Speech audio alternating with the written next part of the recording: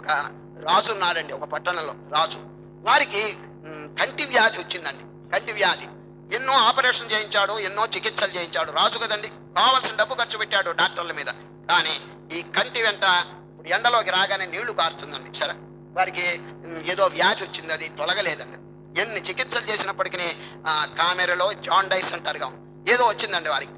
నానా బాధలు పొందుతున్నారు. ఆఖరికి ఒక డాక్టర్ గారు వచ్చారండి. మీరు ఇక డబ్బు ఖర్చు పెట్టద్దు, నేను చెప్పినట్టు చేస్తే మీ కంటి రోగం పోతుంది అన్నారు. ఏమిటి?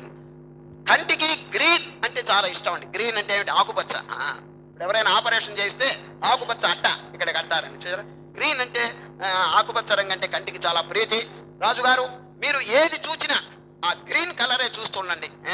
ఆకుపచ్చ రంగు కనుక మీరు ఎల్లప్పుడూ చూస్తుంటే మీ వ్యాధి తొలగిపోతుంది, దీనికి పెద్ద మెడిసిన్స్ అవసరం లేదు అన్నారు. ఆ డాక్టర్ గారి మాట విని రాజు ఏం చేసినాడంటే వెంటనే మంత్రి గారిని పిలిచాడు. మంత్రి గారు, నేను ఉదయం నుంచి సాయంత్రం వరకు ఏ ఏ వస్తువులను చూస్తానో వాటన్నిటికీ గ్రీన్ కలర్ వేయించేయమన్నాడండి. ఇప్పుడు ఊళ్ళో కూడా తిరుగుతాడండి ఎవరు రాజుగారు. ఏ రోడ్డు మీద వెళ్తాడో అక్కడ ఇటువైపు వెళ్ళకందరికి కూడా ఆకుపచ్చ రంగు పూసేయండి, తెలుపు నేను చూడకూడదు, ఎందుకంటే నా రోగం నయం కావాలి. ఇక మంత్రి గారండి 50 మంది సేవకులను వెంట పెట్టుకున్నారు.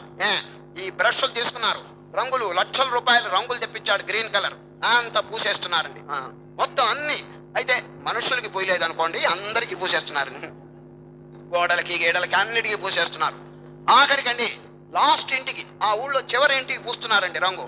సాధువు గారు వస్తున్నారు. ఆ ఊళ్ళో ఒక కొత్త సాధువు గారు చివరింట్లో అడిగారు, ఎందుకు ఈ కలర్ పూస్తున్నారు అని అడిగారు. మాకు తెలియదు, రాజుగారి ఆజ్ఞ అన్నారు. వెంటనే ఆ సాధువు గారు, మీరు ఆగండి, ఏమండి కలర్ ఆపండి, ఇంత ప్రజల సొత్తు నాశనం అయిపోతున్నది. ఏ విధంగా ఈ ఊరంతా రంగు కొట్టడం ఏమైనా న్యాయమేనా?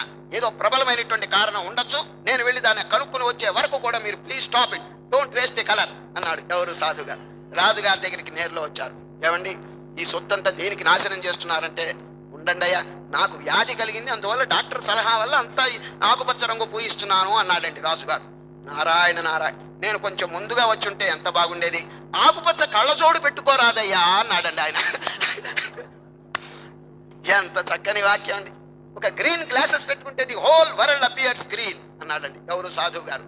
ఊరంతా రంగు కొట్టవలసిన అవసరం ఏంటయ్యా, నీ కంటికి ఒక అద్దం పెట్టుకో, ఆకుపచ్చ అద్దం, కంటిద్దాం లక్షణంగా. ఎంత చక్కని ఉపాయం అండి. ఏమండి, ఆకుపచ్చ కలర్ చూడాలంటే ఊరంతా రంగు కొట్టాలా? లేదండి, మన కంటికి కళ్ళజోడు పెట్టుకుంటే చాలు, గ్రీన్ గ్లాసెస్.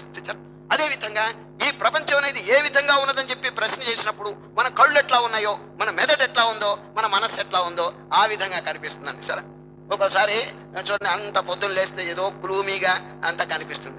అప్పుడప్పుడు అంటలేదండి, ఇవాళ లేచిన రోజు బాగా లేదు అని అంటుంటారండి. సరిగా జరగకపోతే లేచిన రోజు బాగంటే అంతా ఒకే రోజు అండి, వాడి దృష్టి అట్లా ఉంది. అది కనుక దృష్టి సృష్టివాదం అని చెప్పేసి వశిష్ఠుల వారు ఈ రోజు ఈ సృష్టి అనేటువంటిది వాడు క్రియేట్ చేసుకున్నది. కాబట్టి వారి మనస్సును కనుక శుద్ధం చేసుకుంటే, దృష్టిం జ్ఞానమయం కృత్వా పశ్చేత్ బ్రహ్మమయం జగతో, ఇది జ్ఞానమయంగా చేసుకుంటే ఎవ్రీథింగ్ అపియర్స్ డివైన్, అది ఆ దైవ స్వరూపంగా కనిపిస్తుందండి.